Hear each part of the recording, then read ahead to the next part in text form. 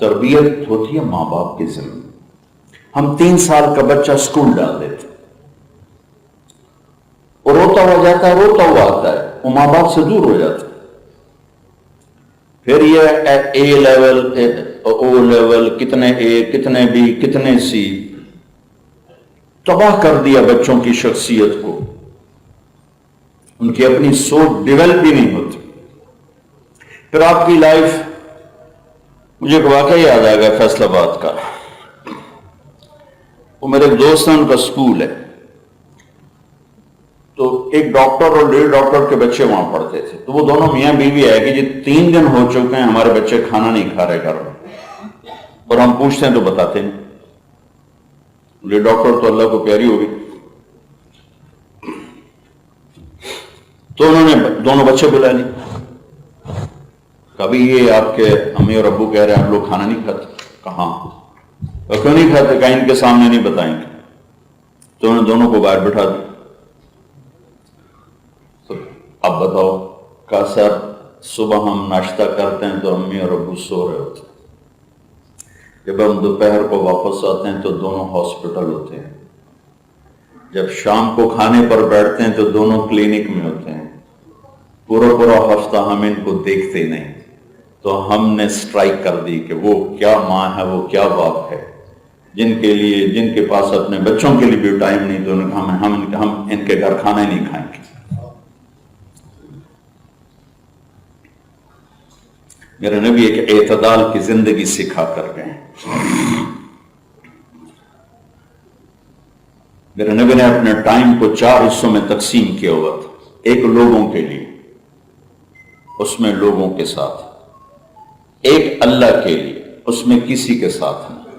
ایک اپنی ذات کے لیے. آپ حیران ہوں گے، 9 بیویاں زندہ اور کپڑے خود دھوتے تھے. کپڑے خود دھوتے تھے، پھٹ گیا خود سیتے تھے، جوتا پھٹ گیا خود سیتے تھے، گھر میں جھاڑو دیتے تھے، گھر والوں کے ساتھ مل کر گھر کے ساز و سامان کو ٹھیک کرتے تھے. ایک وقت اپنے گھر والوں کو دیتے تھے، اس میں اور کسی کو نہیں دیتے تھے. وہ صرف اپنے اہل و عیال کے ساتھ ہوتے تھے. 4 حصوں میں ٹائم کو تقسیم کیا ہوا تھا. اس ہستی نے جن سے زیادہ مصروف نہ پہلے آئے گا نہ بعد میں آئے گا، جن سے زیادہ ذمہ داری کا بوجھ لینے والا نہ پہلے آیا نہ بعد میں آئے گا. تو انہوں نے اپنا ٹائم کو بیلنس کیا ہوا تھا. تو پہلا قصور ماں باپ کا ہے جو اولاد کو ٹائم ہی نہیں دیتے. 3 سال کا بچہ اسکول جائے گا، میرے نبی نے کہا 7 سال تک نماز بھی نہ کہو. 10 سال کے بعد میرے نبی نے کہا نماز کی بات اب ذرا سختی سے کہو. 7 سال سے کہنا شروع. تو 10 سال ماں باپ بچے کو دے دیں، جو کچھ بھائی مختار کرے سب کچھ ہو جائے گا. ماں باپ ٹائم نہیں دے رہے.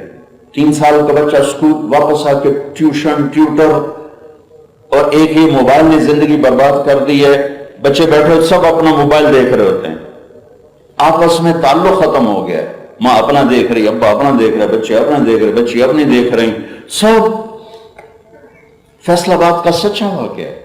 ہمارے جاننے والے ایک خاتون ٹیچر تھیں، وہ پیپر چیک کرتے رونے لگی. تو ان کے میاں بیٹھے تھے پاس، تو وہ کہنے لگے کیوں رو رہی؟ تو انہیں پیپر آگے کر دی، اور رول نمبر لکھا تھا، نام نہیں تھا.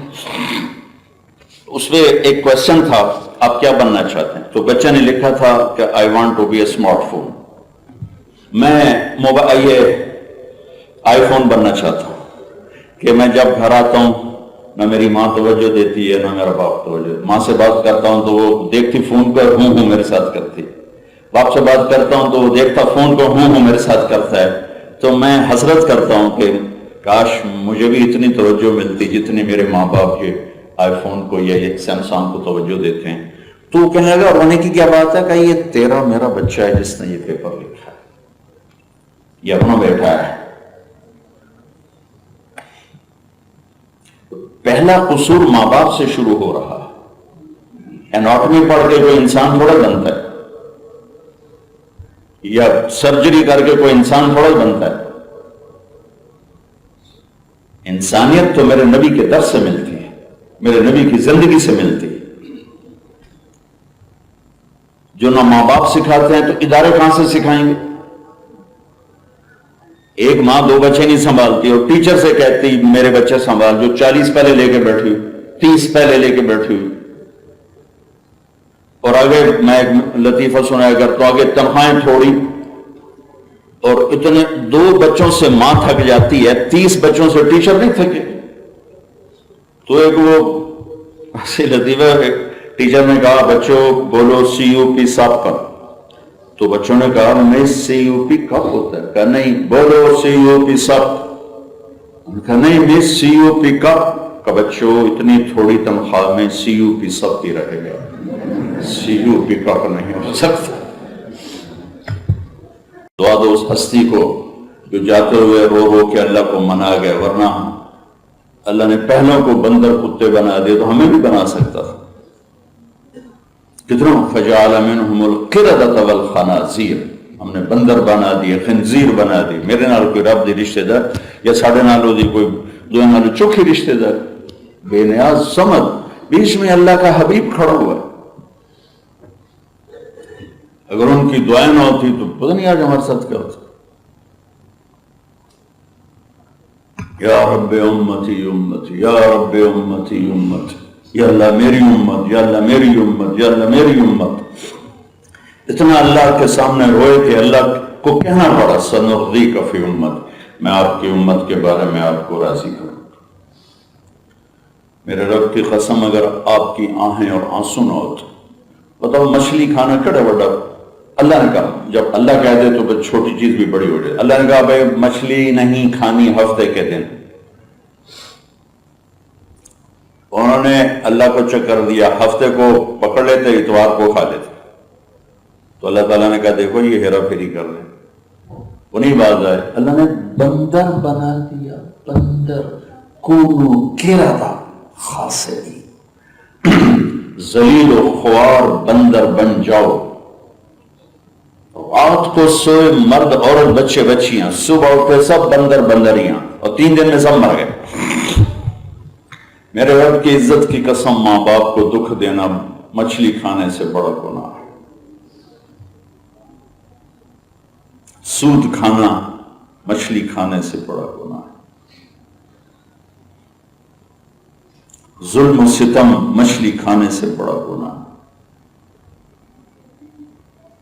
جوئے کے اڈے چلانا، فحاشی کے اڈے چلانا مچھلی کھانے سے بڑا جرم. لیکن اس کملی والے کو دعائیں دو جو بیچ میں آ کے کھڑے ہو گئے، میری امت میری امت میری امت. اور قیامت کے دن میں جب جہنم آ کے چنگھاڑ مارے گی تو ساری دنیا کہے گی نفسی نفسی.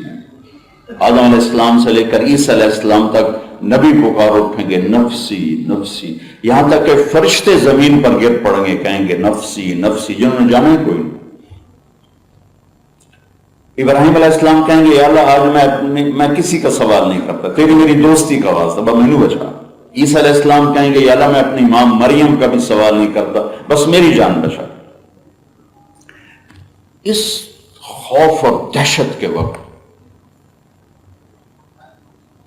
آپ ایک آواز سنیں، یا رب امتی امتی، یا رب امتی امتی.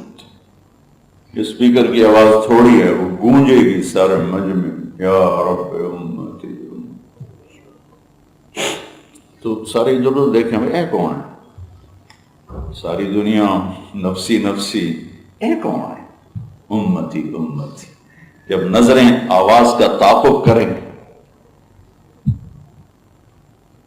تو دیکھ لو گے اپنے نبی کو ہاتھ اٹھے ہوئے، جھولی پھیلی ہوئی، یا اللہ میری امت، یا اللہ